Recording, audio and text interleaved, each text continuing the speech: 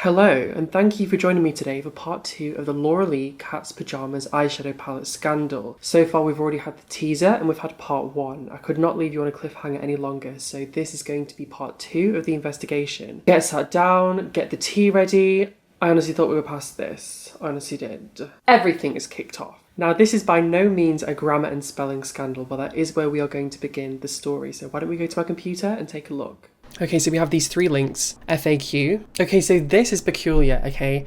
The first thing in a FAQ is a promo for Killer Merch, which is Jeffree Star's merchandising service, okay? And that's the first thing in a FAQ, not something for actual customers. It's some random ass thing about Killer Merch, which makes me think that Jeffree Star has put this website together. It also makes me think that he's making the palette, which explains why he's vindictively allowed it to turn out so badly. And it also makes sense, it just makes sense to me, considering he's already managed to merchandise as well. You will notice products come directly from the Killer Merch warehouse, which is also home to our talented customer service team. Is it your customer service team or is it Jeffree Star's customer service team? We help artists and brands create amazing merchandise for both their individual web stores and retail stores. Look at this! This is Laura Lee's big brand. This is her big launch, okay? This is her makeup line. Her makeup she worked for 2 years on. And the entire thing is an advertisement for Killer Merch. This is Jeffree Star's website, there's no question. There's no way it could turn out so crappy intentionally unless it was Jeffree Star's website. Look at this, the first thing in the FAQ is all about Killer Merch. That's so stupid for Laura to allow that to happen. $100 worth of insurance included. If you only buy a $40 palette, then I don't think you're actually getting $100 worth of insurance. I think you're getting $40 worth of insurance. I'm pretty sure you can only be insured up to the value of the actual package. So I don't really understand. I think it should say up to $100 worth of insurance included, depending on if you're ordering $100 worth of items, surely. Like if a $40 package went missing, I doubt I would be reimbursed $100. Do you understand what I'm saying? Okay, why don't we try and buy it and see what it comes to get it to the UK? $40, check out. Okay, it's not letting me pick a shipping method. It's skipped the shipping method section and it's automatically asking for payment information. So there's no way that I can actually add my shipping information until I've paid. That's a bit peculiar. Let's see how much it's on sale for at Morphe. Okay, so when we go to the Morphe website, it's actually this collab which is on the front of it. So not Laura's thing, which she literally released today. Why don't we makeup eyeshadow palettes? Okay, so they're obviously not listing it there. Okay, extended fam, why don't we take a look? I don't see, maybe it's under Jeffree Star Cosmetics. Nope, I'm not seeing Laura Lee's palette under Jeffree Star's makeup. God, that face could kill a pigeon. Okay, so it's not there. Shadow shields, it's not any of these. So from what I understand, I can't see Laura's palette on the website, so maybe they haven't launched it there, but guys, it was supposed to. Guys.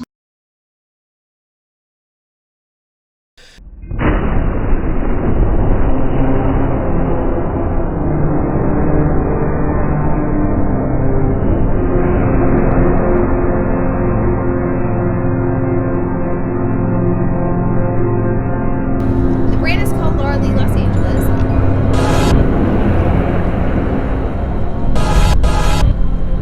I made it for you guys. So yeah, I think you're fitting.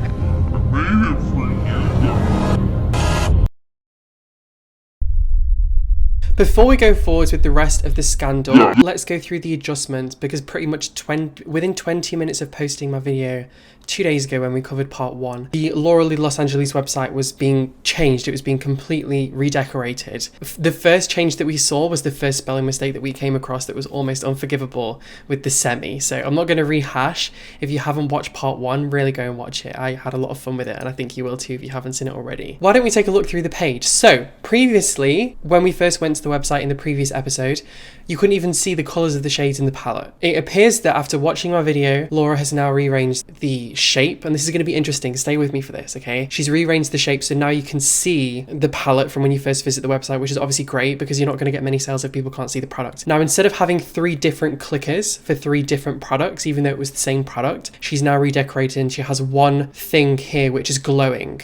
So now it shows that it's just the one product. So it seems like she's worked overnight to fix that issue. Congratulations, Laura. Don't go giving her kudos, because wait till you see what we get to after this. As we scroll down, now we actually have the palette on the front page of the website. So instead of all this fashion nonsense, which wasn't even under the same label, we now actually have the palette on the front page of the website, which is obviously great for people that want to buy it. Now the scandal, one of the things I saw comments of people saying, well, it's obviously not that much of a flop because it's sold out, Laura Lee was getting a tremendous amount of abuse because her palette wasn't selling out. She was posting all over Twitter saying she might have to limit the amount of stock, limit the amount that people can buy and stuff like that because of how high demand it was going to be. And obviously that rubbed a lot of people up the wrong way because of the price and the other issues that a lot of people have had with the palette. There was the first exposed video, then there was the teaser part 1, but honestly just go and watch all of them if you haven't already. So people were quite like, really? So my conspiracy, which I do believe in quite strongly, is that she said it's not going to be available until around Christmas. I believe that she's withholding stock. I think the palette was not in high demand, and I think that created an issue with her. And the only way business-wise to sort of ignite any sort of interest within the public was to say it's sold out, to hold it away from the public for longer, and then when you re-release it, it's a desired product because it feels more exclusive, even if it was something that wasn't selling that well before. I'm sure they have sold some units, but personally, I don't think it's probably been a bestseller, just based on the feedback that I've seen all across the internet. Now, I know a lot of you are probably already looking through the description here. You've probably caught onto it before me. Why don't we take a peek? I don't have any hatred towards her, so I'm not here to be nasty towards her. What's kind of sad, and this is where I'll launch into the thing that you'll find ironic, okay?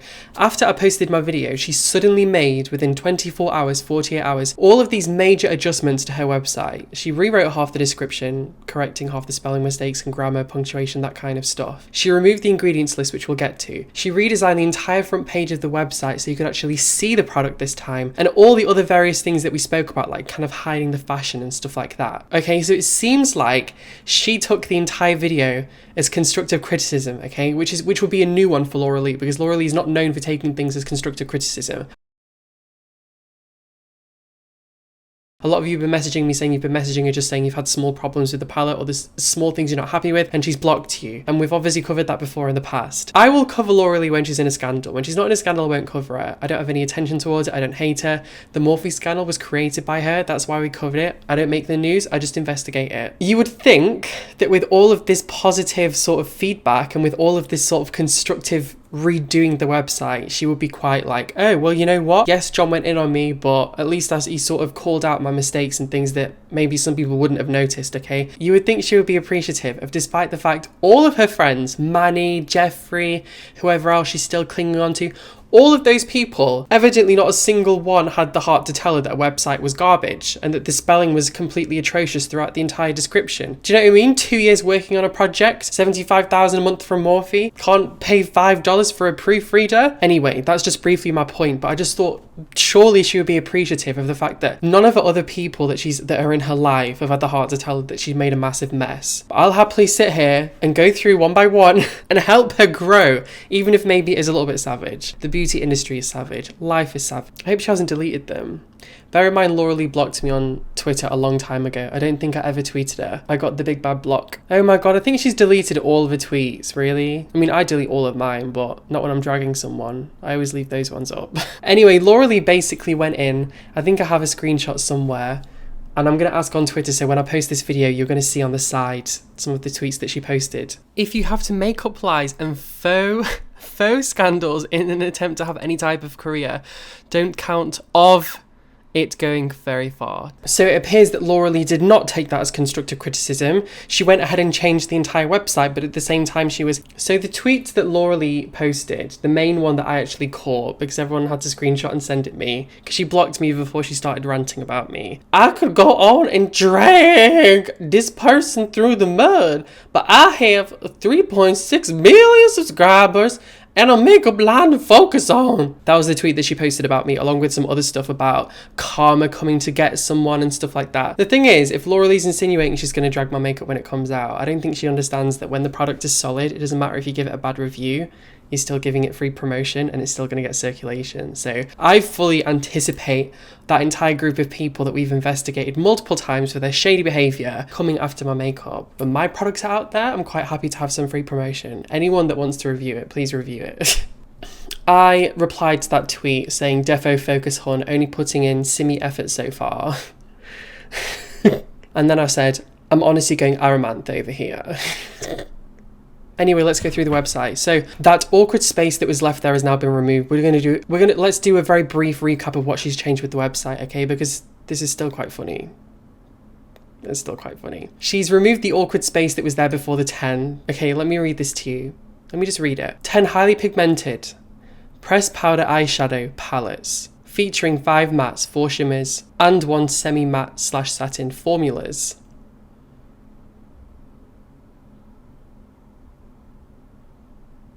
I feel like she's not trying. I feel like she's honestly not trying. Like, kudos for the actual web design being altered.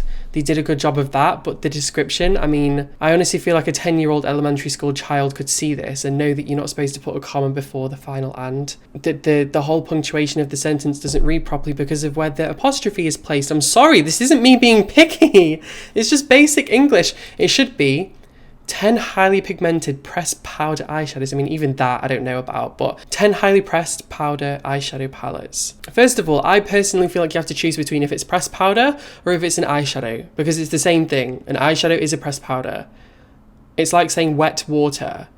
It's the same thing. So 10 highly pigmented eyeshadow palettes. So apparently for $40, she's now giving you 10 pigmented eyeshadow palettes. So it's actually a great bargain. She must have mismarketed it. So before, obviously it was $40 for one, but now it's $40 for 10. So honestly, what a steal. I must have missed that one. So a quick recap for anyone that isn't fluent in dry sarcasm. The sentence is wrong, the apostrophe is in the wrong place, and she's insinuating that she's giving 10 palettes instead of 10 shades because it says 10 eyeshadow palettes. It just doesn't make sense. You would either go with 10 pressed powders featuring 5 mattes, 4 shimmers, and 1 semi-matte satin. The formulas just doesn't belong in that sentence. That dash doesn't belong there. I'm going to move on because I don't want this to be another grammar scandal and we've got a lot to get through. Extremely versatile palette, great for a dark smoky eye look or a light everyday eye. So now she's changed that, I think. A luxe eyeshadow palette with a fabulous floral mirror, proudly and ethically produced in the United States.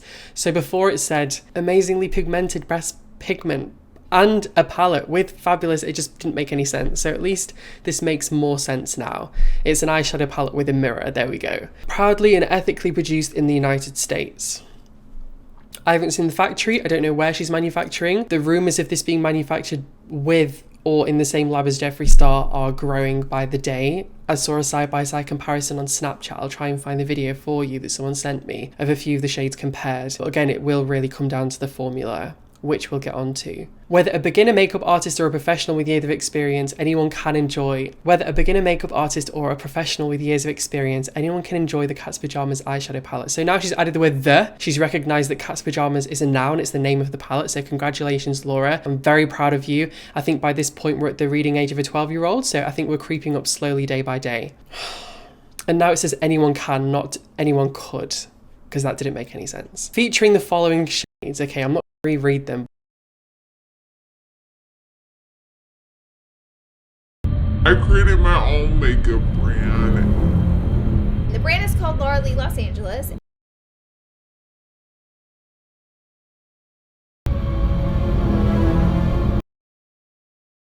But she still has amaranth. She still has amaranth sat there. I mispronounce words when I say them. I think there's a difference between mispronouncing words whilst you're reading them and working on something for 2 years and spelling something wrong on a public website that you're launching to 3.6 million people.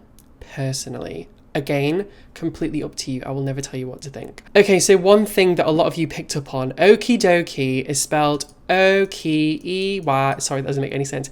O-K-E-Y, that's how she spelled okie. If we go to the actual palette here, okie dokie spelled O-K-I-E. So the shade name she spelt wrong. I don't know how you could do that. Like, my shades for my products are so specific. I couldn't imagine misspelling them. I probably will do one day. But do you know what I mean? It's one of those things where if you've worked on something for that long, you should know the spelling of the words that you're using. And if you don't, someone else should, because this isn't your website, this is your business. Just because you're the face of it doesn't mean you have to do everything yourself. I do everything myself. We calculated on Snapchat yesterday, I've been working 100-hour plus weeks for 2 months, which I thought was quite cool. I heard something really cool when I was younger, and it was that you have to do something for 10,000 hours to become an expert, whether it's playing piano or like building building cars or painting and stuff like that. And I always used to paint, obviously. Actually, you know what? I actually did a painting. It's not finished yet though. I know this is probably not going to show up too well, but I painted Huda's new foundation. What do you think? You can't really see it on camera and my lighting in my room is really purple. The textures are so pretty in the corners. And same here, like, I just like all the textures. Anyway, I just wanted to show you because I was quite hyped about that. I was in a bad mood and I just started painting and was like, hey. Anyway, so that's what I heard. And we calculated over the past 2 months minimum, I must have done 1,000 hours of makeup, designing, manufacturing, all of that stuff. So I'm 1,000 hours closer to that 10,000. Free shipping on domestic orders over $100. So that stayed the same. She's now removed all the ingredients. She's removed all the ingredients that were here before. Why don't we click on this link and see if they're still listed on the product page? No, she's removed the ingredients from the entire product page.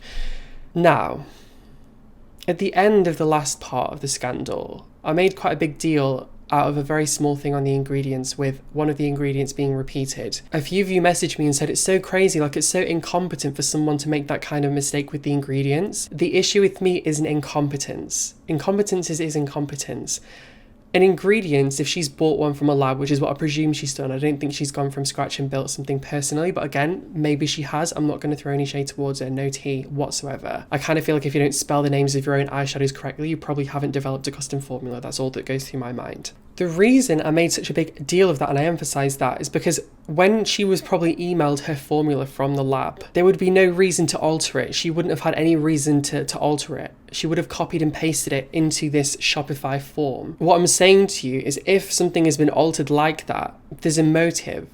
There has to be a motive. Like, I don't understand why she would have physically typed out the same ingredient and forgotten to delete the first one, unless she was trying to, this is just my conspiracy again, but please, this is from the best of my knowledge. I don't understand why you would be altering your formula manually if you haven't developed it yourself. Like, if this is a formula that you bought from a lab, they will have emailed you the ingredients list and you decided to post that on your website. That's good for you. It's not a legal requirement, but it's good for you. But then whilst she's done that, she's evidently altered it in some way, or someone that manages the website has, because there's no reason for it to be incorrect. And the only motive that comes to my mind when it comes to altering ingredients and ingredients lists is if you are using the same formula as someone else and you are trying to hide it. That's what comes to my mind, which would lead people to think it's private labeled. Not private labeled like she's thrown a name on it in some respects, but private labeled in the respect that this is the same as 1,000 other palettes out there, but just with different marketing. It could even be the same shaped palette, just with a different print. There's a lot of different ways of doing things. There's black label, there's white label, there's private label, there's a lot of different things.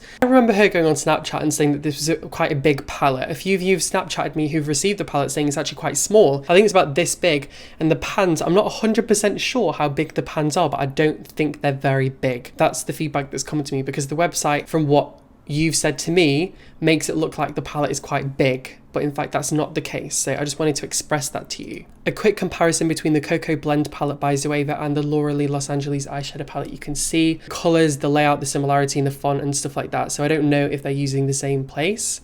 I don't know if Zoeva manufactures in the same place as Colourpop, because Colourpop has very similar palettes. Again, I really honestly have no idea whatsoever completely. I'm just giving you ideas because of how similar this palette is to so many others. But that's the basic idea of the situation. That's what goes through my mind. It was incredibly suspicious and it looks incredibly dodgy when those ingredients are changed around. Incredibly dodgy. Like, that makes me instantly suspicious that she's hiding something. She still has the ingredients listed. She's now listed them here.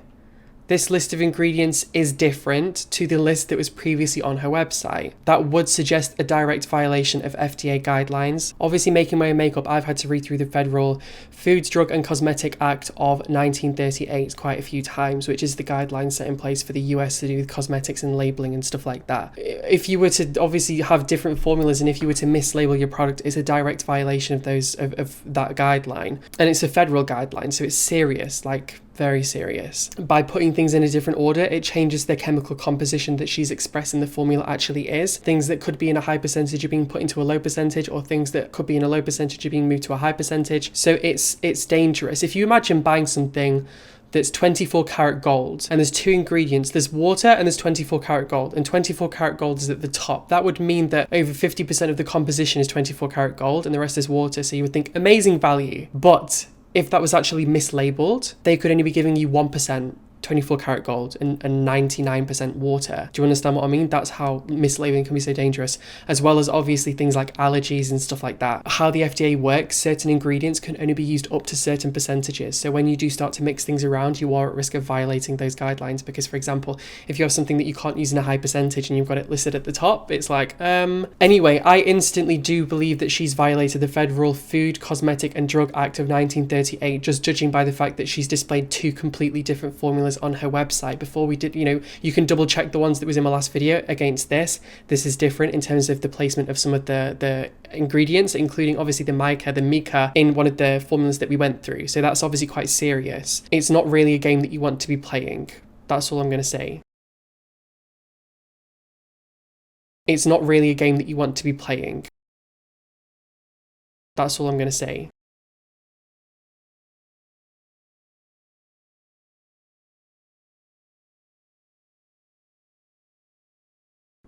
This is the signature kuckian bombshell that I think you may subscribe to my channel for.